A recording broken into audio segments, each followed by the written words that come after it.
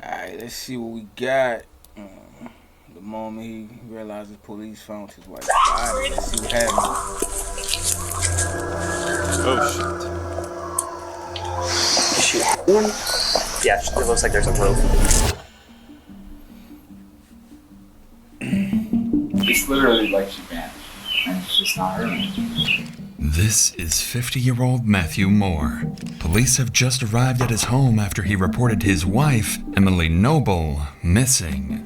I have this gut feeling right here. It's when my son died, same thing. It's great. Nigga say he got a gut feeling. And if his son died, we probably should do some investigation. Earlier, Emily's and Matthew's son went missing, only to be found dead in a forest near their home. Emily's ex-husband also died dead in a... Earlier, Emily's and Matthew's son went missing, only to be found dead in a forest near their home. Emily's ex-husband also died by self-inflicted means.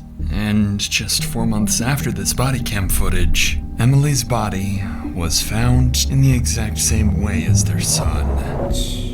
Most disturbing was that when Matthew first reported Emily missing, he somehow knew, down to every detail, how she would be found months later, leading detectives to suspect him of murder.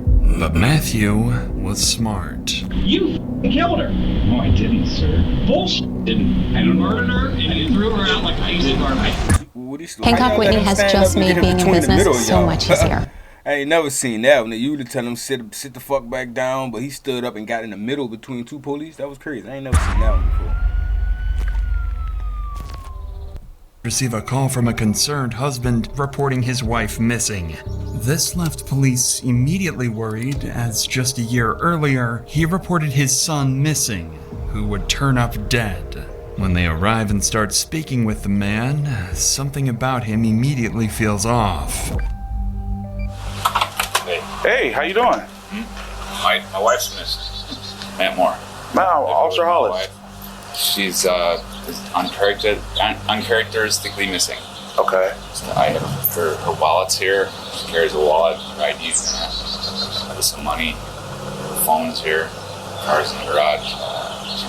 I've been up since 10, probably. 10 a.m.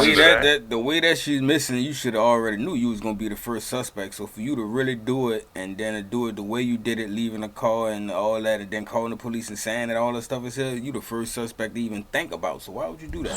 Probably guessing. When I got up this morning, all I did was look on my phone, find my phone, and it said she was here. I figured she was in the other room. Eventually I got up, I walked around. She wasn't here. She forages, she goes for walks, and she picks wild edibles. That's kind of her hobby. She goes around here.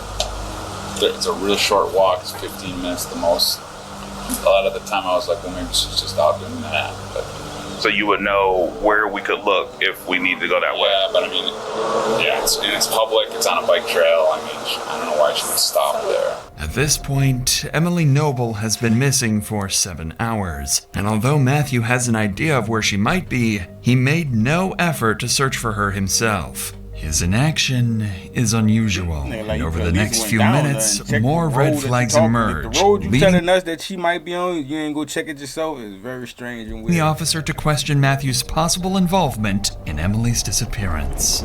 I have this gut feeling right here. It's when my son died, same thing. It's great fucking here. It's all. This is so unusual. I'm dying. I'm afraid something happened. This is not normal. Yeah, this isn't her. Has she ever threatened to harm herself? Ever done this before? No. Okay. Is y'all's relationship healthy? She never threatened to leave you or anything like that? No more than any other relationship. All right. So I see that the bed was made. Did you do that or she did that? That is I just noticed that. You're right. That she did. That bed was made when I got up today. I didn't make it. So she was, I'm guessing, here this morning. Where was her cell phone? Was it with her wallet? Yes. Okay. I'm gonna go talk to my supervisor real quick. He's gonna help start circulating the area you told me about. Just give me just a second, and I also want to contact St. Anne's and see maybe if she's over there. Okay? Give me just a second, sir. Thank you. Matthew is already expressing concerns that something bad might have happened to Emily. He compares it to the feeling he had a year earlier, when his son Joey tragically died by self-inflicted means. Joey was found in a local park near their home in Westerville. The officer finds it strange that Matthew is making this connection so quickly, with Emily missing less than a day. Inside the house, Emily's bed is made, suggesting she left the house after waking up. She also left her phone by the bedstand, which seemed unusual. The officer heads out to speak with neighbors, hoping for any leads on Emily's whereabouts. When he returns with encouraging news from a neighbor down the street, Matthew responds with something oddly specific and deeply troubling. Sir? Okay. All right. So we found a little bit of information. We still don't know where she is yet. Your neighbor saw her in the garage between 9 and 10 a.m. this morning. This morning? This morning. 10 in the morning? Yeah, around 9, 10 o'clock. Can you show me her vehicle? Is it better to go inside or this way? Let's go this way. Keys in the car.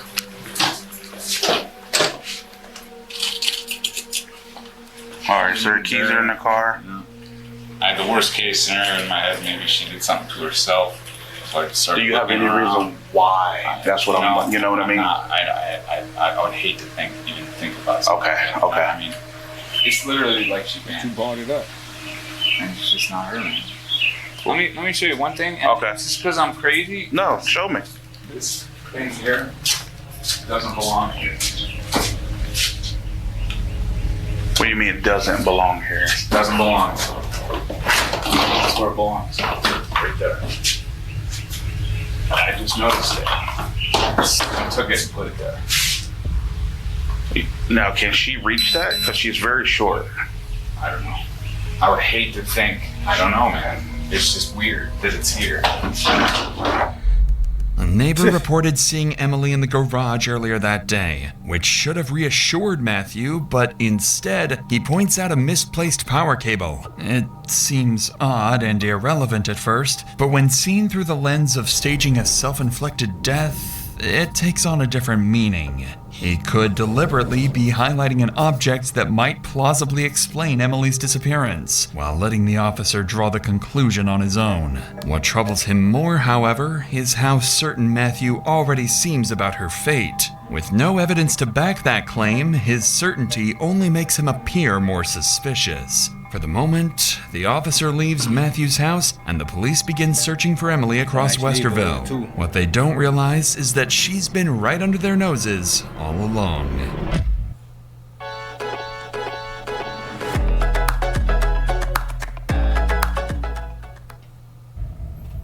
Two days after Emily's disappearance, police are running out of options. With no clear leads, they still have no idea where she might be or what happened to her. So while most of the Westerville PD continues searching, investigators bring Matthew in for a voluntary interview, hoping his insight might explain why Emily suddenly vanished. But the interview quickly takes a turn Matthew never expected. Sorry, man. Thank you. It's hard for me in here. Okay, I can appreciate that. You know, like I told you, when we were out there, you were not under arrest. You weren't handcuffed coming in, is that correct? Correct. Okay. And that door doesn't lock. This is a voluntary interview. We could have done this at my house? No. This part we can't do. Because it's not voluntary. Well, you're not leaving that office. And I could leave if I want to. Yeah. I don't want to. I'm just...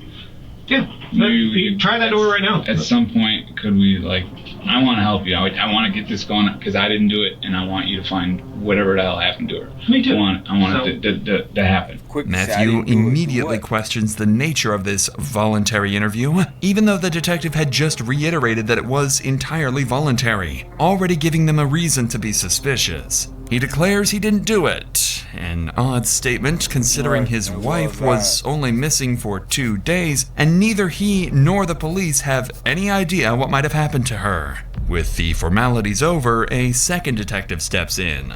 For Matthew, the questioning is about to get much tougher, and it wasn't long before he started contradicting himself. Does she always have her phone They with don't her? allow him to sit so close to the door. They usually have him like further away from the door.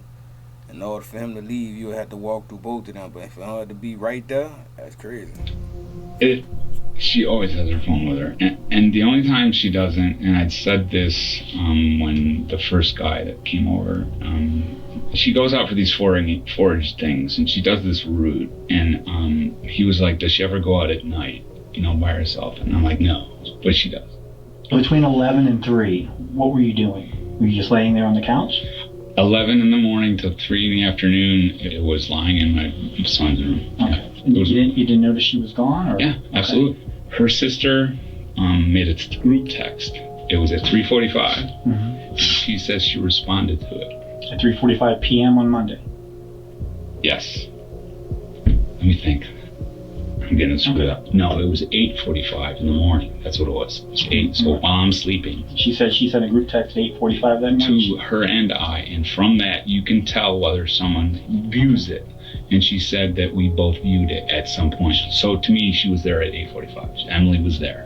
And the guy across the street, John, said that he saw her at 10 or 10:30 or whatever. No, that's incorrect. John has since backtracked. Okay. Right. So that makes it look bad for me. Well, it just makes it gray. It just, not to just, we're not going to put. You guys want to look at any of my body? You want to look at anything at all? I'm here. Well, let's just talk. And I hope you guys know that I love my wife, and I would never hurt her. Matthew gives conflicting answers about whether Emily might have gone out overnight, something detectives quickly pick up on. But when they later reviewed body cam footage from 2 days earlier, they noticed a flashlight sitting on top of the box where the misplaced power cable had been.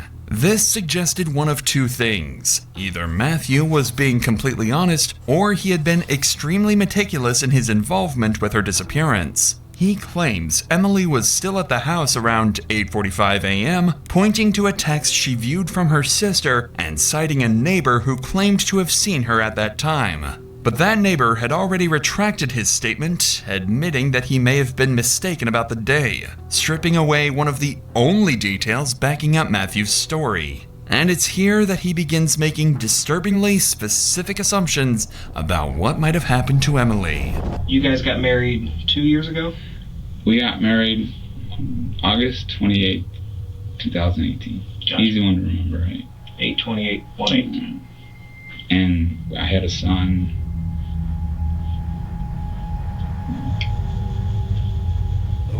What happened to your son? How your son died? You tissued anything? Drink water? Okay. We know about it. We don't need to. They left the choke. It was horrible. Oh, schizophrenia is the worst thing that happened to me.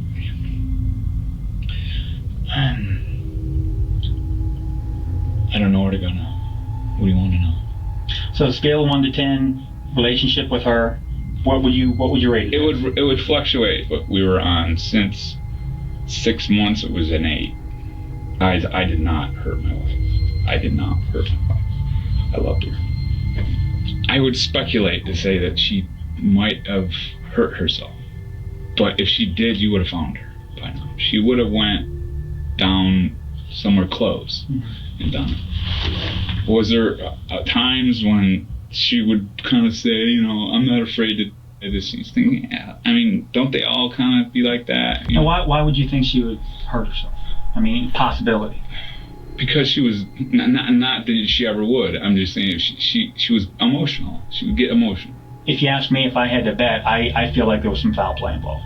I would think it's very odd that she would leave voluntarily, leave all of her possessions, items behind, not go to work. So it's a possibility. It's happened before, but very unlikely. Or is she involuntarily missing? So my question is, what happened to her? We know that you were the last person to see her. That's what we know. Definitively. Is there anything I can do to make it so you guys don't think that? Is there a polygraph test? Is there anything you need? Matthew speaks about Emily in the past tense, something detectives quickly take note of. He also suggests she may have been contemplating self-harm, yet police had confirmed through interviews with friends and family that she had no history of mental health issues and wasn't taking any medication. Even so, Matthew insists he isn't involved in her disappearance and even offers to take a polygraph to prove his innocence. That chance would come soon enough, but instead of clearing his name, it does the exact opposite. For now, detectives decide to confront Matthew with what they believe might have happened to Emily, and that theory immediately casts him as the prime suspect. Was Emily in the rough? She was it rough? Not really. Did she like to be choked? No, but not to the point where she couldn't breathe or like really hardcore like that. Talking with one of her friends, there was a time within the last year where she had bruises on her. The friend was concerned that you were being physically abusive towards her. Em then told her that no, that's not the case. It was rough, which again, completely legal. Well, there you go. I don't understand why that would help you find where she is right now. Would you pass a lie detector test? Absolutely. Let's do it. You do it? You got it. When asked directly, Matthew downplays their intimacy, insisting that they didn't really practice choking. Detectives immediately challenge this with messages between Emily and a friend. Only then does Matthew admit they engaged in it, though he frames it as something mutual and consensual rather than abusive. By now, detectives are increasingly skeptical of his version of events and decide to put him through a lie detector test, a test he had previously claimed he was eager to take. But it wouldn't go the way he expected.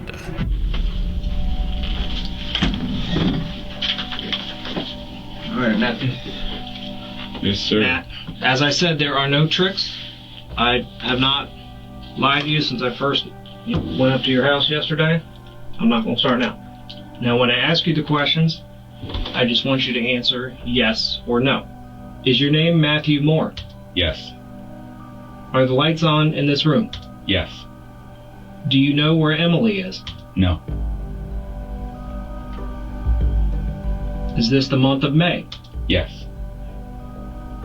Did you kill Emily? No. Are we in the city of Westerville? Yes. How do you think it went? Did you comfortable with it? Yeah. Does it make sense and everything like that? I said maybe no, something that was a little awkward. Okay. The CVSA test has now concluded, and detectives escort Matthew out of the room so they can assess it. And almost immediately, it's clear something about his answers doesn't add I up. ain't never seen one like that. You usually see the polygraph with the little things moving and shit. I just seen them tapping buttons and some shit pop up. It's not good. I saw that. You just showed exception. Number 4, does she know where she is? Yeah, but definitely. You said 4 and 7? The CVSA test flags signs of deception in Matthew's responses, particularly when asked about Emily's whereabouts. While not definitive proof, investigators consider the results significant enough to guide their next steps. With this in mind, they bring Matthew back into the room, and this time, their questioning takes on a far more confrontational tone, reflecting how strongly they now suspect his involvement in Emily's disappearance actually was. How do you think you did? Good. You did not do good. This one that you picked out? How can this be? I'm just pointing it to you. Do you want me to take another test? Do you want me to do it again? No. I am just extremely nervous. What do you think happened to Emily?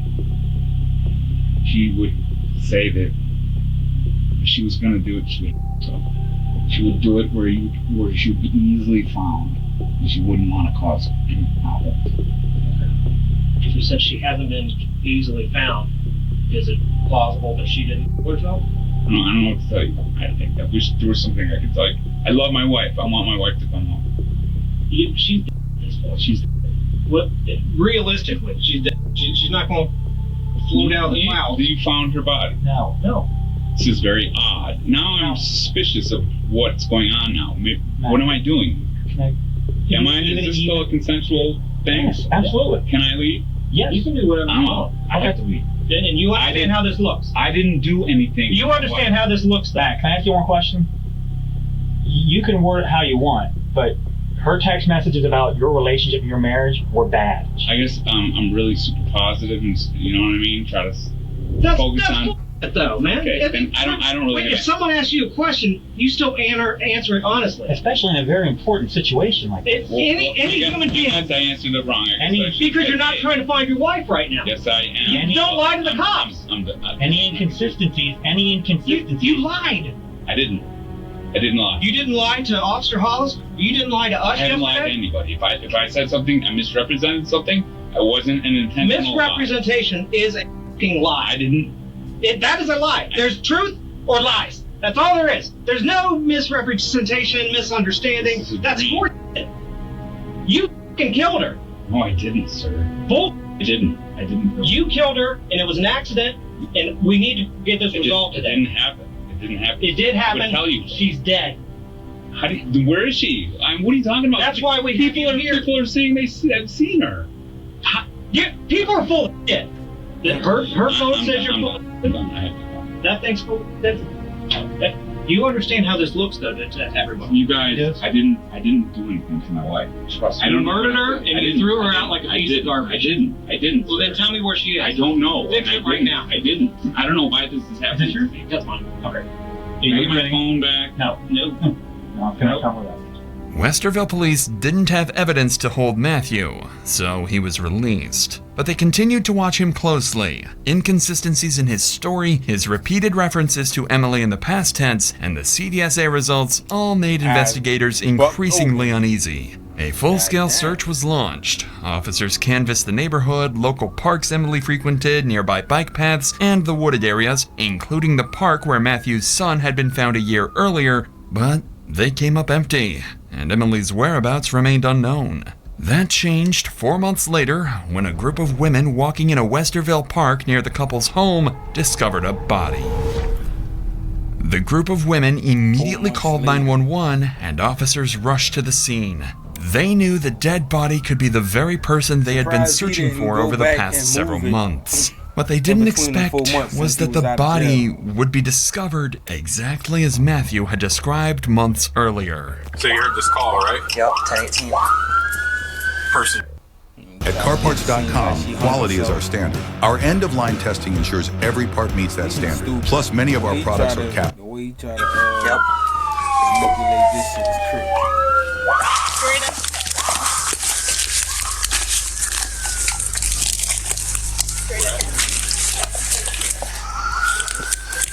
All right, back out.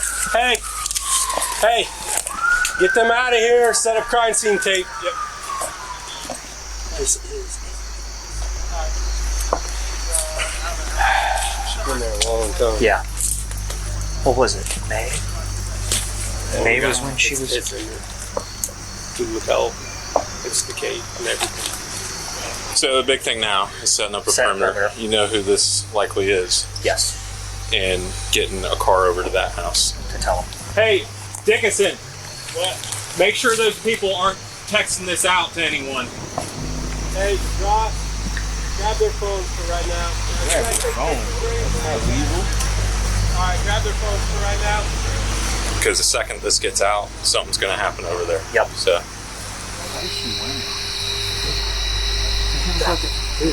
That's a computer cord. That's a USB. Yeah, it's a USB. That's a computer cord. You can see right there. Yep. What is she wearing? Looks like some kind of like a nightgown. And why? Exactly. Oh well. What is that? What is that? That's the top of the shoe. That's a water bottle. Water bottle, maybe. That's a water bottle. Police find a woman dead, almost as if she was intentionally laid out under the base of a tree. One arm rested by her side near a black water bottle containing a peach-colored alcoholic beverage. Nearby lay a wedding band and an engagement ring. Somehow, officers had missed the dead body despite searching for Emily extensively over the past 4 months. The coroner's examination confirmed that the body was indeed Emily. Astonishingly, Matthew had predicted almost every single detail of how she would be discovered. close to home by apparent self-inflicted means, and even using a cord similar to the one he had mentioned months earlier. By this point, the eerie accuracy of Matthew's statements had become too much for the Westerville police to ignore. The next morning, he was indicted on 2 counts of murder and 1 count of felonious assault in connection with Emily Noble's death. Officers went to his house to take him into custody. What they didn't know yet was that Matthew wouldn't remain in custody for long. Hands over your feet! You see him good? His elbow, I can see him good. Use your left hand and unlock the door. Only your left hand. Put your hands back on your head. Do not move. Yes, sir. Keep your hands right where Coming they're off, at, right? coming off. Right, you got anything on you at all? Man. All right, step straight out here. We're going to work. Come on. Playing real polite. All right, we're going to walk over here towards the grave. All right? Palms together like a prayer. Matthew was taken into custody in June and remained in jail until his trial the following August. During that time, investigators built their case, convinced he murdered his wife, 52-year-old Emily Noble, and staged her death to look self-inflicted.